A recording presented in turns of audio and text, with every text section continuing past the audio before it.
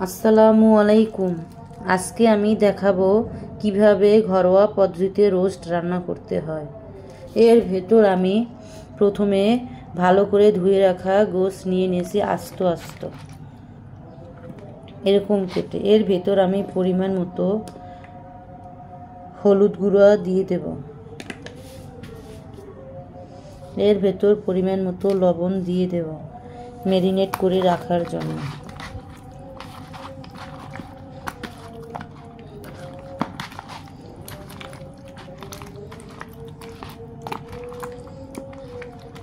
এইভাবে আমি হলুদ গুঁড়ো এবং লবণ দিয়ে 10 মিনিট ম্যারিনেট করে রেখে দেব।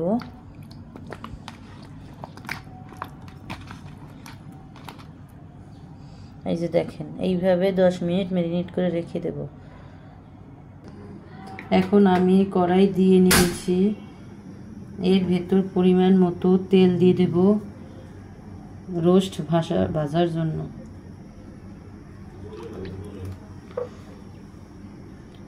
তেলটা ভালোভাবে গরম করে নিই। তেল গরম হয়ে গিয়েছে, এর ভেতর এখন আমি ম্যারিনেট করা রোস্ট দিয়ে দেব।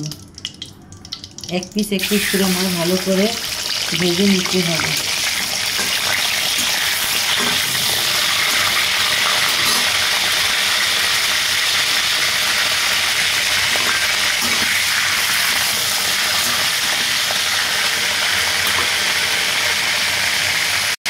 দেখেন, এক পাশ হয়ে গিয়েছে, এখন অন্য পাশটা হালকা হয়ে গেলে উঠে নেব। এটাকে হালকা ভেজে নেব, তাহলে খেতে খুবই মজা হয়ে থাকে। দেখেন, আমার এটা ভাজা হয়ে গিয়েছে, এখন আমি এটাকে উঠিয়ে নেব। এভাবে করে সবগুলো ভেজে নেব। দেখেন, আমি ভালো করে এগুলোকে ভেজে নিয়েছি। এখন এগুলো রান্না করে নেব। এখানে আমি ভেজে রাখা তেলের ভেতর পরিমাণ মতো মশলা দিয়ে দেব। তার জন্য আমি এলাচ, দারচিনি, তেজপাতা নিয়ে নিয়েছি। এটাকে ভালোভাবে নাড়া দেব। এটাকে ভালোভাবে ভেজে নিতে হবে, তাহলে একটি খুব সুন্দর স্মেল বের হবে। এর ভেতর আমি পরিমাণ মতো আদা বাটা দিয়ে দেব।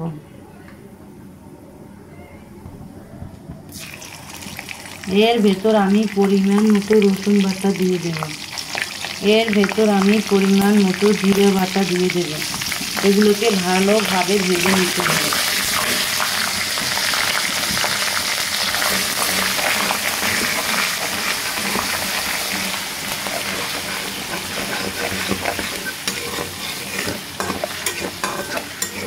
এগুলোকে আমি ভালোভাবে ভেজে নেব।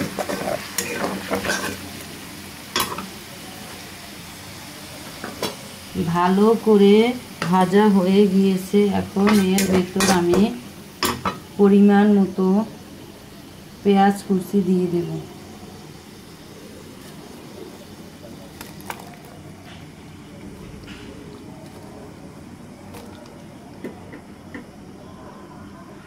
তার ভেতর কেটে রাখা কাঁচামরিচ দিয়ে দেব স্বাদের জন্য। কাঁচামরিচ কেটে দিলে একটু স্বাদ বেড়ে যায়, খাবারের টেস্ট দ্বিগুণ বেড়ে যায়।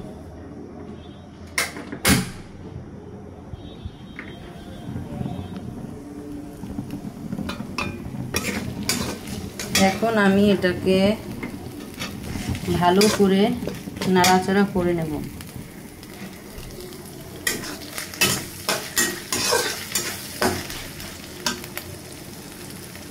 এটাকে ভালোভাবে ভেজে নিয়েছি, এখন এর ভেতর পরিমাণ মতো পানি দিয়ে দেব মশলা কষানোর জন্য।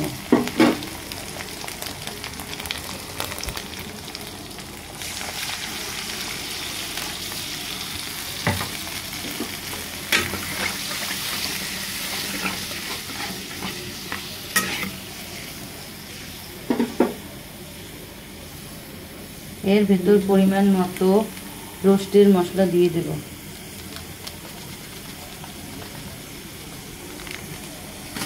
এখন এটাকে ভালো করে নাড়াচাড়া করে নিতে হবে। এর ভেতর এখন পরিমাণ মতো হলুদ গুঁড়ো, মরিচের গুঁড়ো দিয়ে এর ভেতর পরিমাণ মতো আমি হলুদের গুঁড়া দিয়ে দেব।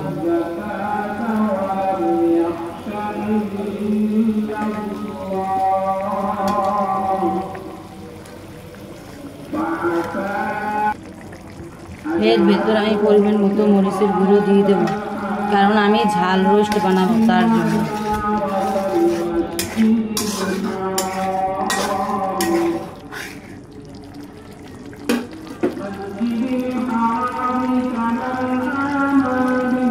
আপনারা যারা মিষ্টি খাবেন তারা ঝাল দিবেন না। আমি ঝাল একটু বেশি পছন্দ করি, তাই একটু ঝাল বাড়িয়ে দিলাম। এর ভেতর আমি পরিমাণ মতো লবণ দিয়ে দেব।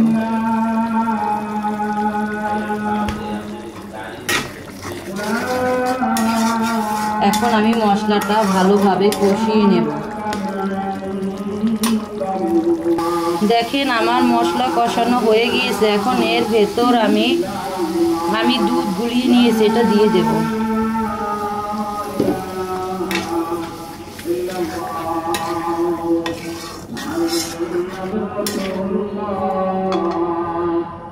এর ভেতর আমি এখন পরিমাণ মতো পানি দিয়ে দেব।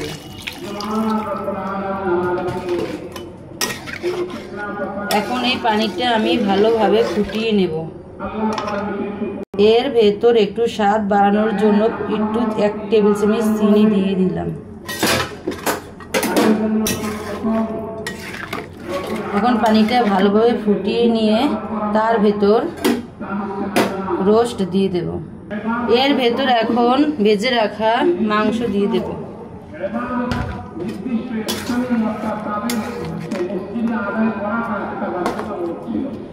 আমি মূলত ঝাল রোস্ট বানাবো, তার জন্য আমি মরিচের গুঁড়ো, কাঁচামরিচ দিয়ে দিয়েছি। আজকে আমার রেসিপি ঝাল রোস্ট।